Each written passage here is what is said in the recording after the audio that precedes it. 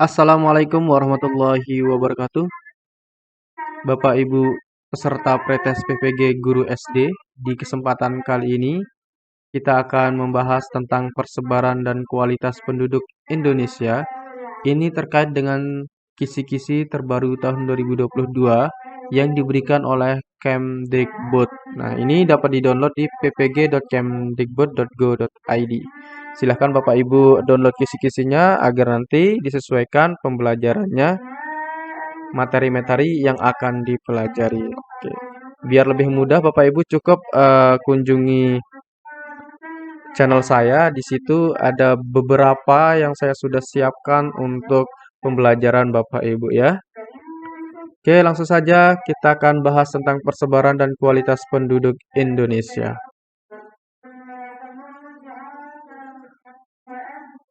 Oke, kita lihat dulu kisi-kisinya. Di sini ada dua yang kita bahas di sini, yaitu yang 24 dan 25.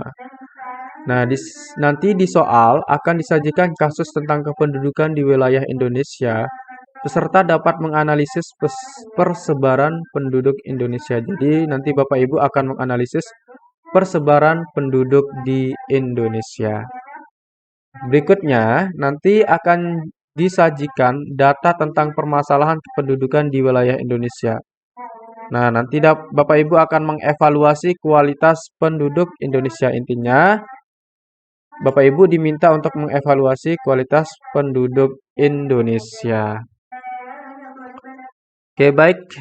Sekarang kita bahas dulu tentang persebaran penduduk di Indonesia.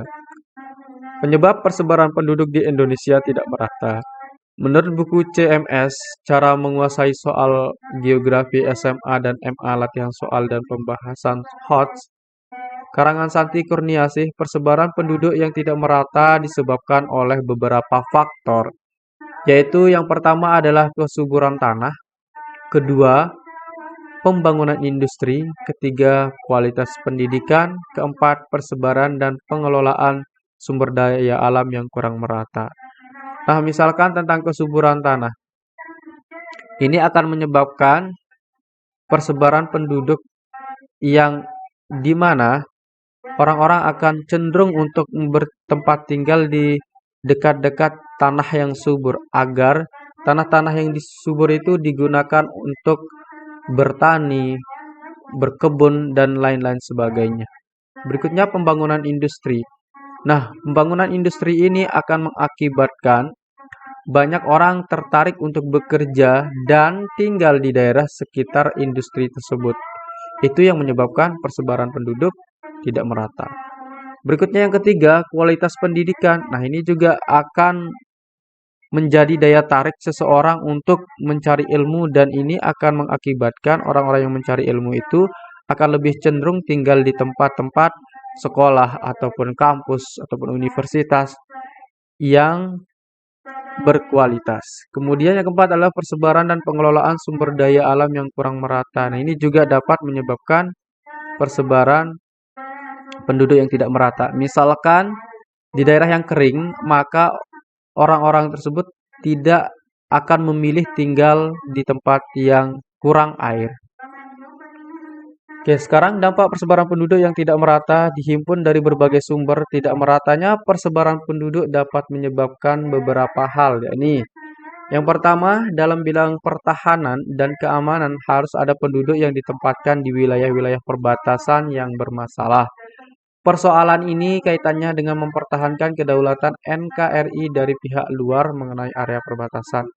Berikutnya yang kedua, dalam hal perekonomian, ada masalah tidak meratanya pendapatan dan kesejahteraan, pembangunan dan usaha. Selain itu, pendapatan per kapita juga akan berkurang dan terjadi peningkatan pengangguran. Yang ketiga, terpusatnya industri-industri di Pulau Jawa karena sulitnya memperoleh tenaga kerja jika membangun industri di luar Pulau Jawa. Nah, ini juga benar. Yang keempat, dari segi sosial, timbul kemiskinan di daerah-daerah padat penduduk karena ketiadaan sumber daya alam yang dapat diolah. Yang kelima, timbul masalah ketenaga kerjaan di mana hanya terpusat di Pulau Jawa, sehingga sumber daya alam di pulau lain kurang terkelola dengan baik. Yang keenam, Dari segi pendidikan, daerah-daerah terpencil juga memperoleh kualitas yang kurang baik. Oke, gitu ya. Untuk daerah pendidikan, di daerah terpencil itu kualitas pendidikannya kurang baik. Nah, ada yang mengatakan bahwa kalau kita ingin bekerja itu, kita bekerja di tempat orang yang banyak. Kalau semakin banyak orang, maka akan semakin banyak yang bisa kita kerjakan di dalam hidup ini. Oke, sekarang langsung kita ke soal yang pertama. Penanggulangan persebaran penduduk yang tidak merata dapat dilakukan dengan A. Membangun pusat perkotaan dan industri lain di daerah minim penduduk. B. Mempercepat laju urbanisasi. C. Melakukan pemekaran wilayah di daerah padat penduduk. D. Pemanfaatan sumber daya alam secara maksimal di daerah padat penduduk. Oke, jawaban yang benar adalah A. Membangun pusat pertokoan dan industri lain di daerah minim penduduk. Berikutnya soal yang kedua ya. Salah satu upaya pemerintah untuk menekan laju pertumbuhan penduduk di Indonesia adalah ini untuk menekan laju pertumbuhan. Berarti upaya pemerintah itu seperti apa? Apakah A.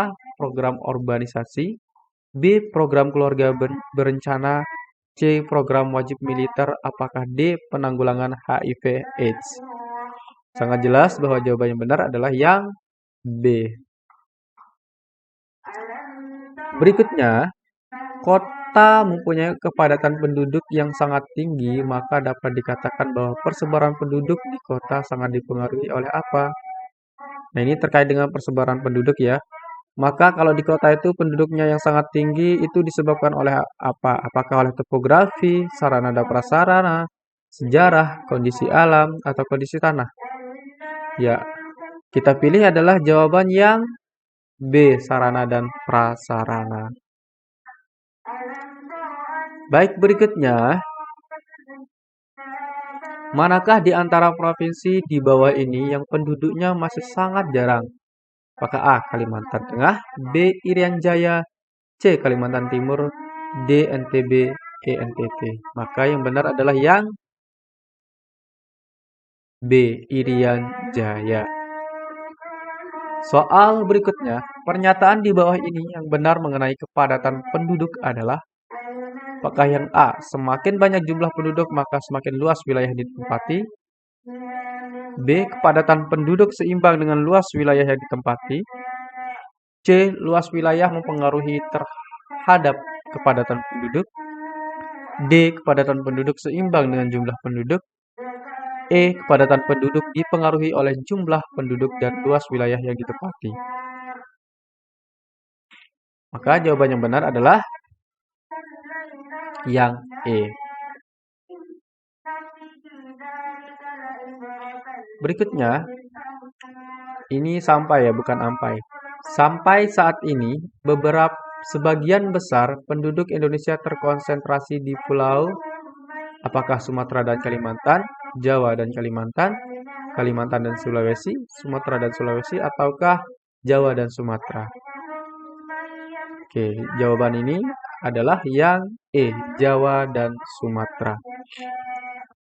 Soal berikutnya, salah satu permasalahan penduduk akibat kepadatan penduduk yang tinggi di suatu wilayah adalah apakah yang A. Banyaknya penduduk buta huruf, B. Lahan pemukiman semakin sempit, C. Tingginya angka kematian, D. Tingginya angka pengangguran, E. Sumber daya manusia yang semakin berkualitas.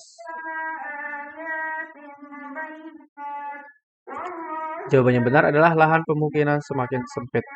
Karena semakin banyaknya penduduk, maka pemukiman yang bisa dipakai adalah semakin sedikit atau sempit.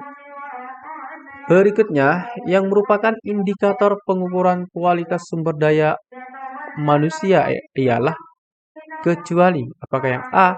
Ketenangan jiwa yang dilandasi oleh ketakwaan terhadap Tuhan Yang Maha Esa, B. Kesempatan pendidikan yang tersedia pada segala tingkat, C. Besarnya jaminan pemerintah terhadap kesejahteraan rakyat, D. Sarana perhubungan dan komunikasi yang lenyap, E. Hubungan yang harmonis antar keluarga, masyarakat, dan bangsanya. Maka jelas jawaban yang benar adalah yang D. Sarana perhubungan dan komunikasi yang lenyap.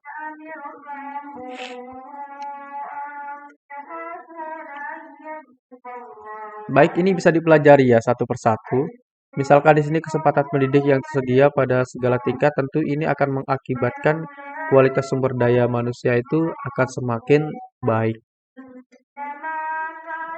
Kalau misalkan sarana perhubungan dan komunikasi yang lenyap, nah ini akan mengakibatkan sumber daya manusia itu akan kualitasnya akan semakin menurun karena tidak ada informasi yang bisa didapatkan.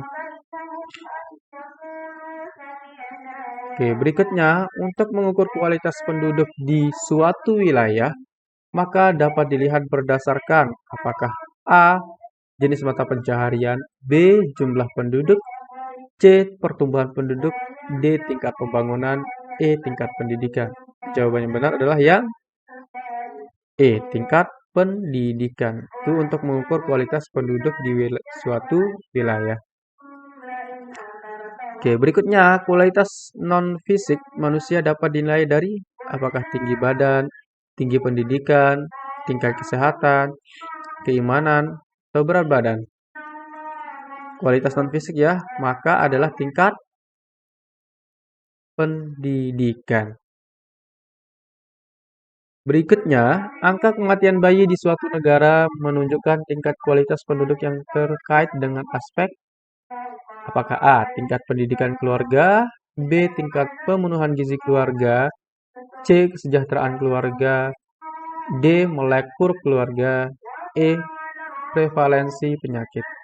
Nah, tentu ini karena banyak bayi yang meninggal itu disebabkan karena kurangnya tingkat pemenuhan gizi keluarga. Berikutnya, peningkatan laju migrasi dari desa maupun kota-kota lain ke Jakarta disebabkan oleh tingginya apakah A. kepadatan penduduk Jakarta, B. harga tanah di Jakarta, C. pendapatan di Jakarta, D. proporsi usia produktif, E. kualitas pekerjaan.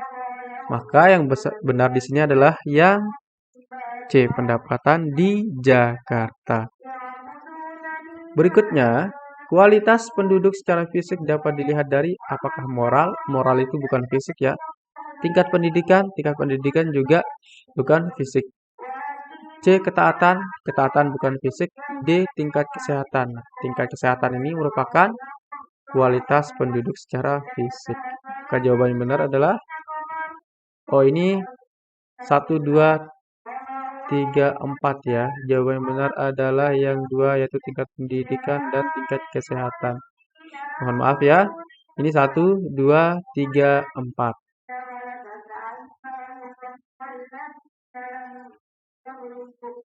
Oke, mohon dimaafkan atas kekeliruan yang di sini ya. Berikutnya, saat ini Indonesia masih menghadapi masalah yang kompleks di bidang kependudukan yaitu A. jumlah yang terlalu besar, B. kualitas yang rendah, C. persebaran yang tidak merata, D. komposisi seks rasio yang timpang. Oke. Mohon maaf di sini juga pakai angka ya. 1, 2, 3, 4. Oke, 1, 2, 3, 4.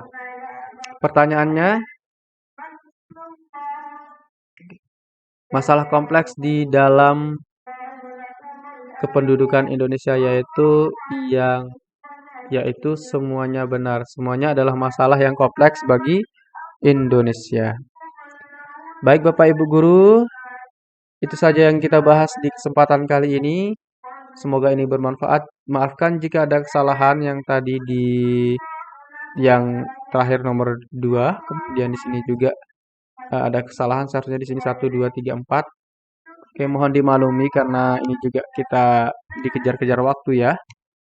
Oke, sekian saya ucapkan banyak terima kasih. Assalamualaikum warahmatullahi wabarakatuh.